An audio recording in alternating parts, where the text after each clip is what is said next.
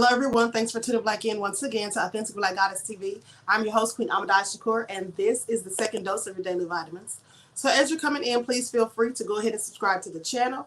If you haven't done so already, be sure to click the notification bell and click the word all so that you're notified each time the Queen Goddess goes live. All right. Shout out to everyone in the chat and everyone tuned in to the Queen. Also, don't forget to follow me on Instagram at Queen Amadai Shakur.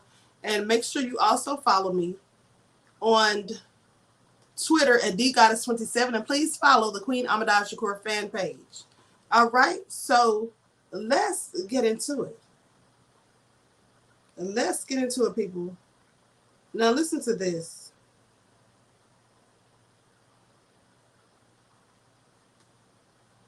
Hold on, I'm gathering these receipts.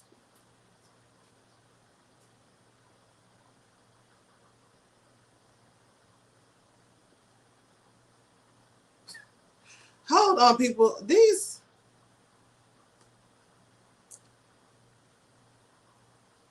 Hold on. Listen to this. Oh, no, we're going to have to talk about this. Hold on. We're going to have to talk about this. I'm going to talk about this on another live. I am not prepared. I didn't even see this. Hold on. I'm sending this to myself.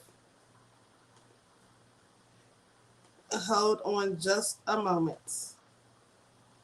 Okay. So listen to this foolishness, people.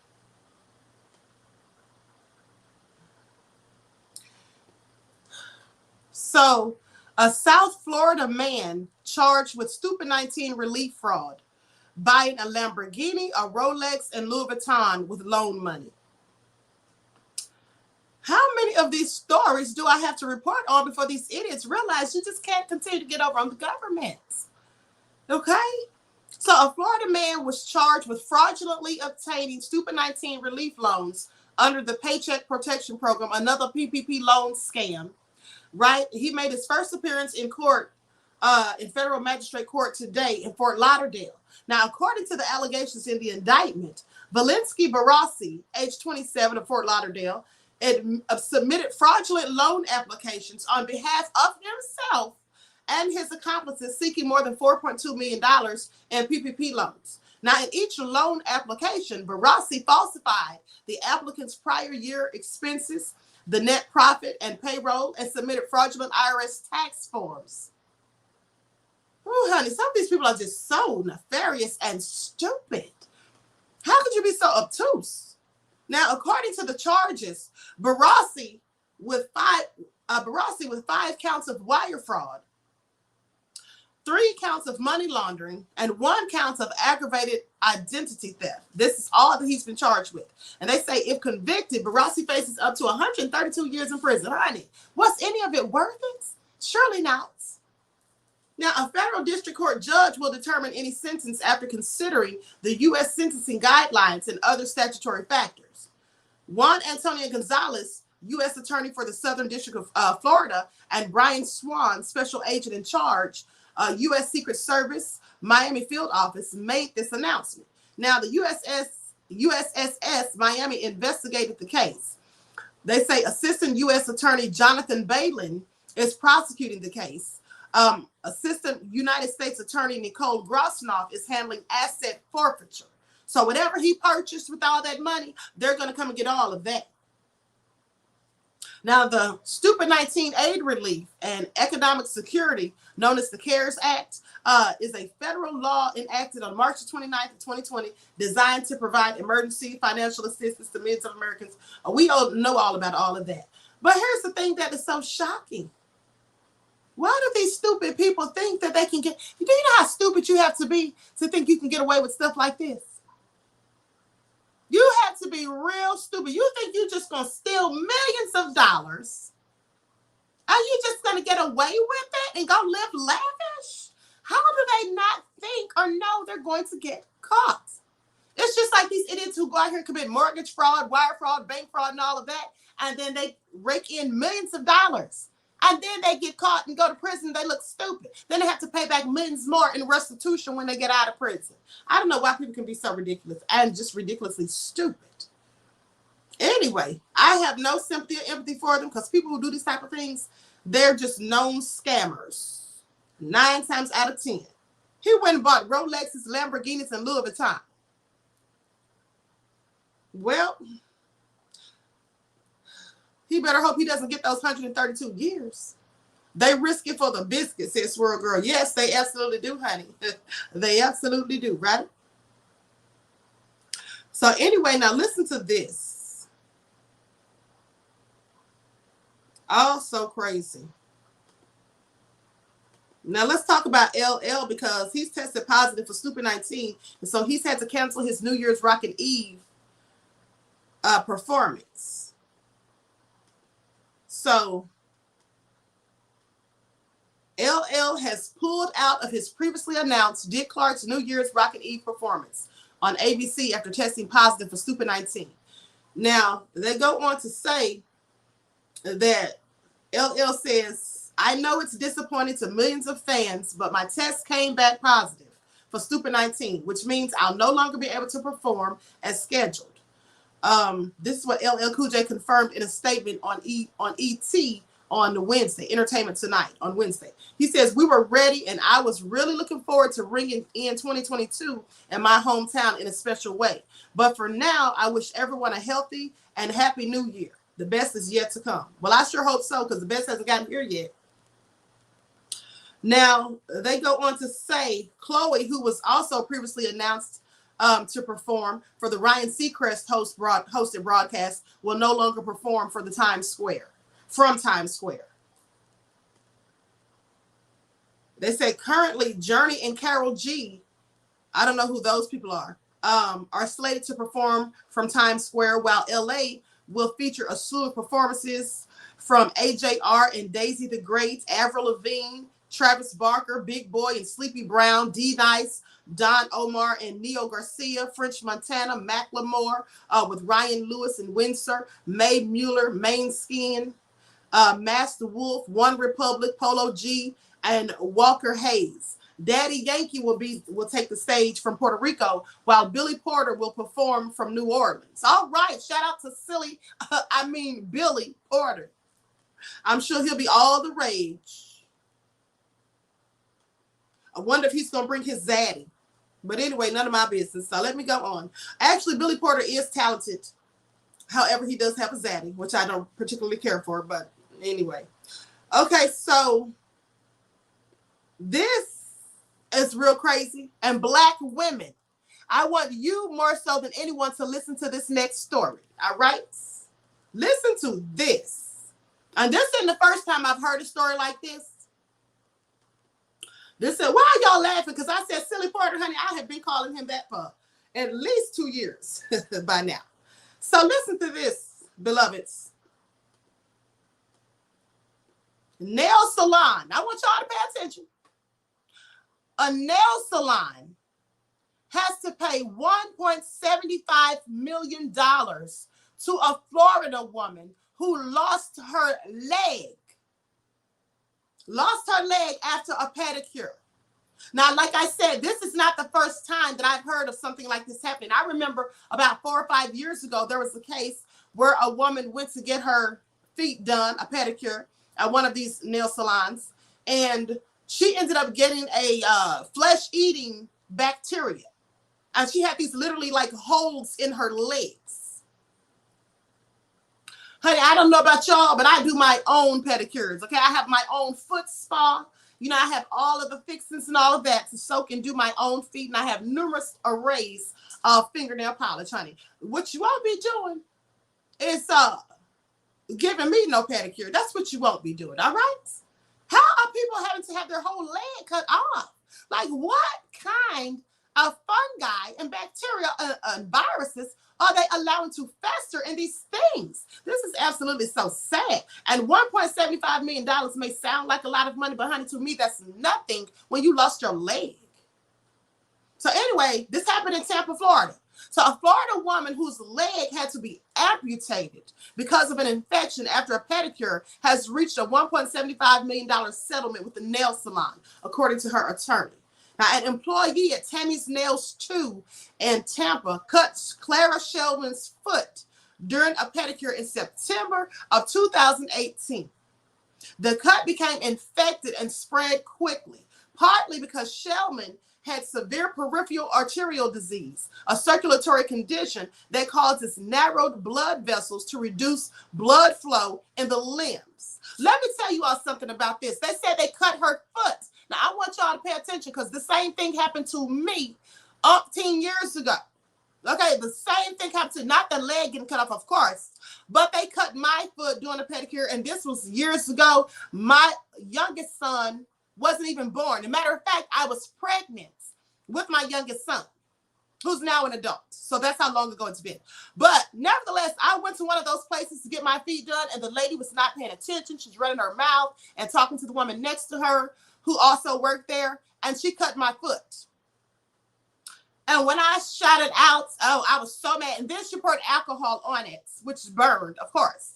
But the difference between me and this woman that I think is likely the case is that I went immediately to the doctor. I went immediately to the doctor because I knew it could get infected. Now, I did so after I got their business information, like their business license information. And you know, they kept giving me the runaround, talking about the manager wasn't there and all this, that, and the third. Yes, really, beloveds. And so I sued them. Now, they ended up settling with me out of court. But nevertheless, honey, I sued them because I don't play any games. First of all, here's what I learned that I didn't know. When this all happened, and I went to see my podiatrist, and I told him what happened, and my podiatrist informs me that they're not even supposed to be using that tool that they cut my foot with. You know the little file thing that they take and they like use it to scrape the bottom of your feet or whatever, and it's got a blade in it. They're not supposed to use that unless if you use that, you're operating as a licensed podiatrist. So they're not even supposed to use that. And they shouldn't be using that on your feet anyway, really. They should be using like a pumice stone. Okay, because when I do my feet at home, I just use simply a pumice stone. That's all they should be using anyway, but they're using that blade. And yes, it's like a grater, absolutely. So the podiatrist told me they're not supposed to use that. And he's the one who told me I should sue them. It was just a nick. It wasn't even like a really serious cut. It was a nick. But nevertheless, he gave me some antibiotic ointments. He didn't give me anything oral because I was pregnant at the time. So, but he did give me a cream to put on there. But he told me, he said, you need to sue them. And this doctor was white. He was white, and he told me, he said, you need to sue them. He said, because most of those people are racist against Black people. So you need to sue them. And so I did. And another reason I sued them was because, for one, when she did it, she didn't apologize. She didn't say, oh, I'm sorry. Oh, I didn't mean to. It was an accident. She didn't do any of that, honey. When I yelled out, because it hurt, of course, she took alcohol and poured that on it, which, of course, made it hurt more. And so now I'm just furious. And then she says, oh, do you want me to still do it? And I was like, no, and I'm not paying for this either. And I said, let me speak to the manager. And then that's when I noticed, I said, wait a minute, where is your license? Do you even have a license? And she started trying to, explain and all of that, talking about the manager took her license. Why would the manager take your license, honey? Miss me with it. Your license should be displayed on your station at all times. And then I started looking around, and many of them didn't have licenses. So I called the state board. And reported them. And I also sued them. And like I said, they settled out of court, honey. But I was glad that doctor told me, go ahead, you need to sue them. And they're not even supposed to be using that instrument anyway. That's what they're not supposed to be doing. So Black women, y'all need to pay attention to these things. So listen to this. And that's why I do my own feet and my own nails. Now, so they go on to say,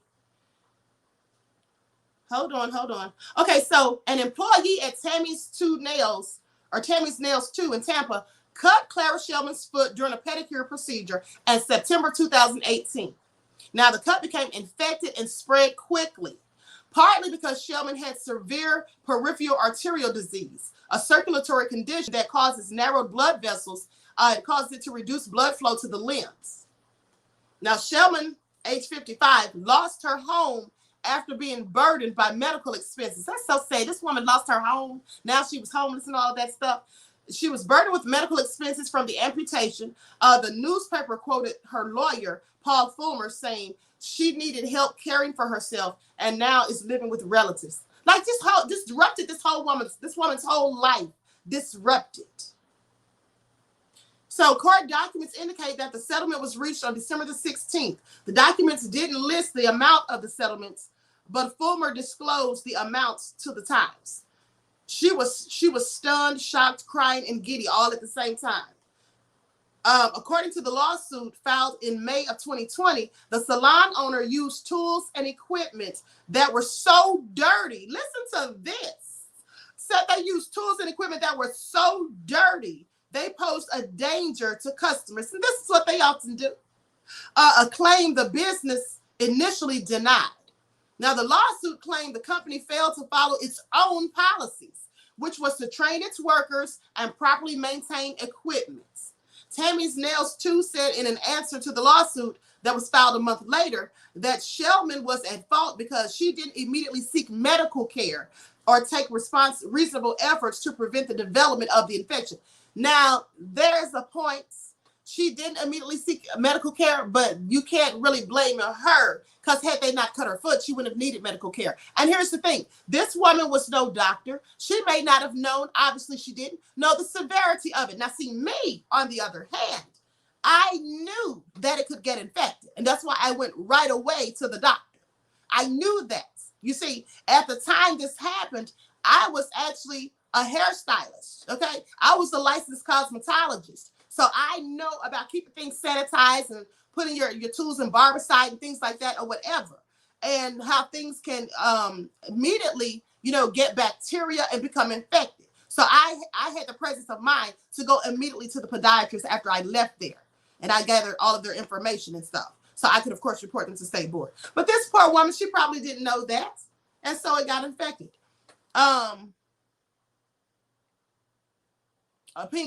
Pink Love Jessica said, you knew, yes. C-Stan said, your hair is beautiful. Thank you, beloved. Thank you. I appreciate your kind words. Butterfly said, I stopped using Asian nail salons 15 years ago because they don't use Clorox. Well, honey, you can pay me to go even if they do use Clorox these days because of the way they treat Black people. The way they treat Black women, honey, from all the videos that we've seen. You cannot pay me. Now, so with that all being said, according to the lawsuit filed in May of 2020, the salon worker used tools and equipment that were so dirty, they posed a threat, a danger to the customers. So, and like I said, they tried to blame her, saying that she didn't immediately seek medical attention. Here's the thing. Here's the thing I want you to pay attention to. Like I said, this woman's not a doctor. She likely doesn't work in the healthcare industry. So she probably had no idea the gravity of it, nor did she have any clue that it would get infected, and especially not so quickly. Maybe it was just a small cut, right? Like in the case with me. But here's the thing. When they cut her foot, and surely they knew that they cut it, well, why didn't they tell her, you should go get this treated at a doctor, just so it doesn't get infected? Why didn't they tell her that? So either way you slice it, they're at fault. I don't care what they think. Now, Fulmer said that he and his client were surprised the salon agreed to the full settlement because of Shellman's pre-existing condition. Her pre-existing condition doesn't have anything to do with it either. They can argue that all they want. At the end of the day, pre-existing condition or not, she still had her leg until they cut her foot and it got infected. They say there could have been a very strong argument for the defense with this. We would have been happy with at least half of what we received. Well, I wouldn't have, honey, had that been me. I would have fought tooth and nail. But I'm just telling you all, Black women, you need to think twice. You need to think twice, okay? That's what you need to do before you go to these places. That's what you need to do. That's just real crazy. So anyway, I'm going to conclude this broadcast. I want to thank you all for tuning in once again. Want to thank you all for tuning in once again.